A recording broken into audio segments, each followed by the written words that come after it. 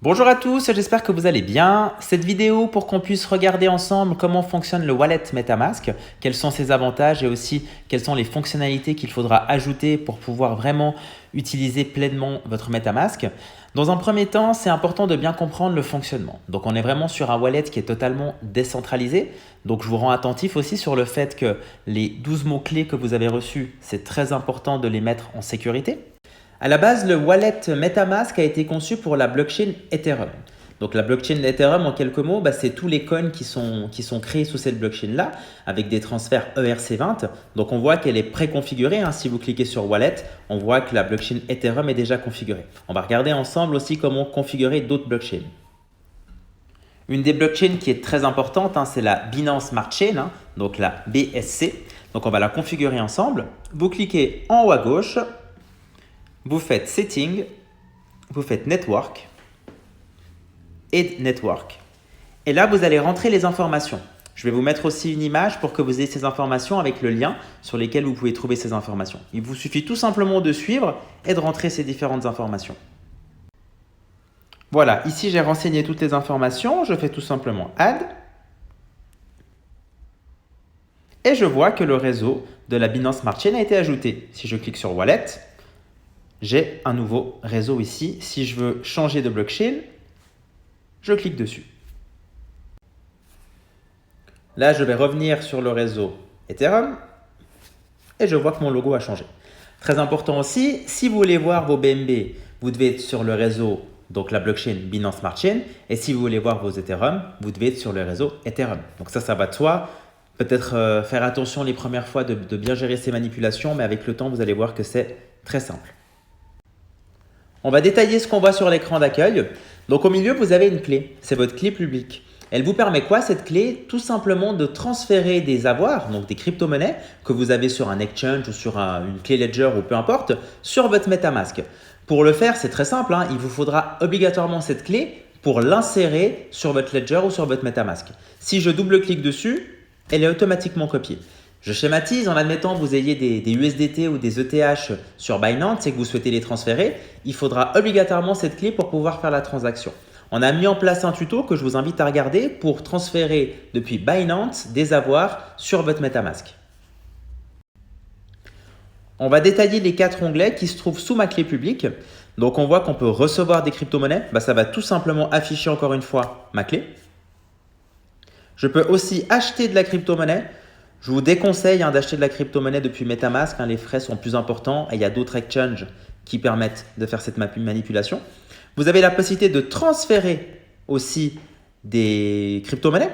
Donc là, vous avez tout simplement à sélectionner le compte et vous rentrez la clé publique de la personne à qui vous souhaitez transférer cet argent. Vous avez aussi la possibilité de swap.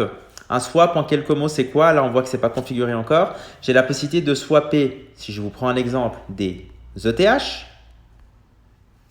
Ici, je vais pouvoir les swapper contre une autre crypto-monnaie. Donc la crypto-monnaie de mon choix, si je veux swapper contre du Link. Faites très attention à toujours insérer les numéros de contrat pour être sûr que la crypto-monnaie que vous souhaitez acheter soit la bonne. Un élément aussi très important, quand vous allez acquérir des nouveaux tokens, ces tokens ne seront pas directement visibles. Donc vous aurez peut-être le sentiment que votre crypto-monnaie a disparu ou de ne pas savoir où elle se trouve. Ça sera important de pouvoir ajouter manuellement ce token. Là, on peut voir que j'ai uniquement ETH. Je clique sur Import Token. Je fais Custom Token. C'est toujours important de rentrer le numéro de contrat. Et là, je vais me diriger sur CoinGecko. On va dire que je veux rentrer le contrat BAO. Je rentre ce contrat en cliquant tout simplement ici. Je copie la clé, donc le numéro de contrat. Je retourne sur MetaMask. Je la colle. Et mon contrat va venir automatiquement. Je fais import et vous allez voir, je vais avoir automatiquement ce nouveau jeton. Voilà. Donc ça, il faudra le faire à chaque fois que vous achetez un nouveau token. Ça sera important de pouvoir directement l'ajouter manuellement. Faites-le toujours avec le numéro de contrat. Vous avez aussi la possibilité de tout simplement écrire le nom de la crypto, mais ça peut vous induire en erreur. Et puis certainement qu'il y a peut-être plein de cryptos qui ont le même nom. Donc c'est important vraiment de le faire avec le numéro de contrat. Comme ça, vous êtes sûr de ne pas avoir de problème.